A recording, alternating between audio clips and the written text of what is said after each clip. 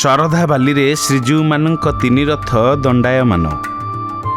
ପରମ୍ପରା ଅନୁସାରେ ଗତକାଲି ଶରଧା ବାଲିରେ ରଥ ଲାଗିଲା ପରେ ବିଭିନ୍ନ ମଠ ତରଫରୁ ପନ୍ତିଭୋଗ ଅର୍ପଣ କରାଯାଇଥିଲା।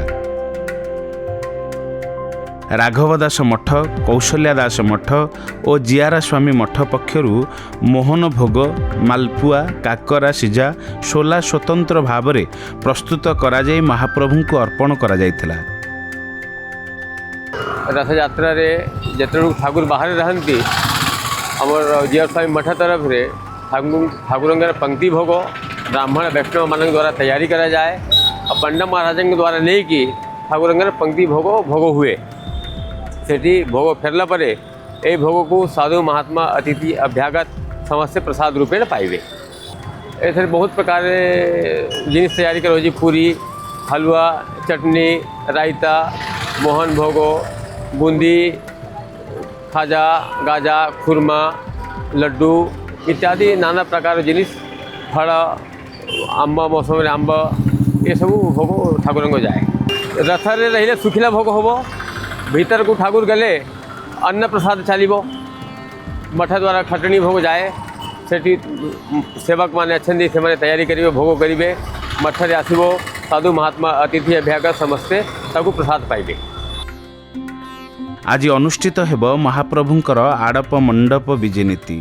रथयात्रा समय रथारूढ़ श्री जगन्नाथ, बलभद्र एवं माँ सुभद्रा रथरू ओह्लाई श्री गुंडीचा मंदिरर जन्मवेदी बा आड़प मंडप को विजे करने प्रक्रिया को आड़प मंडप विजे कहुए। राघव दास मठ पक्षरु श्रीजीउंक पई टाहिया प्रस्तुत करा जाई अपराह्न रे गुंडीचा मंदिर रे पहुँचब। एहाकू प्रभु मस्तक धारणा करी प्रभु आड़प मंडप को पहंडी रे विजे करिवे। संध्या धूप परे श्रीजीउ मानक पहंडी विजे आरंभ हेब। प्रथमे चक्रराज सुदर्शन, तापरे बड़ ठाकुर बलभद्र, देवी सुभद्रा एवं शेषरे प्रभु जगन्नाथ आड़प मंडप को विजे करिवे।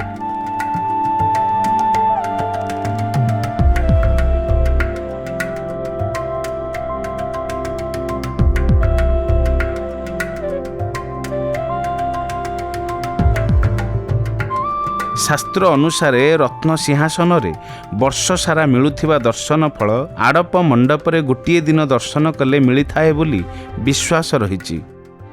श्रद्धालु आउ संध्या धूप परे रथरे चारमाल बंधाजिबा सह कोठ सुआसिया सेवक माने आड़प मंडपरे चार बांधिबे। परे महाप्रभु गोटी पहंडी रे आड़प मंडप विजे करिवे। आसंता काली ठारू जन्मवेदी रे श्रीजीउ को दर्शन करिबा सह आड़प अभड़ा पाइबे श्रद्धालु। कोठ सुआसिया सेवक माने आड़प मंडप रे चार बांधिबे।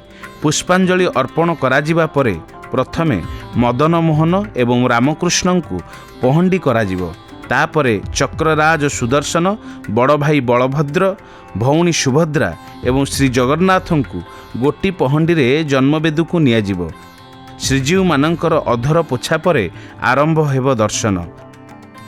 आम धर्म, संस्कृति और परंपरा विषय रे अधिक जानिबा पई देखंतु भक्ति ओडिशा, आध्यात्मिकतार अनुभव।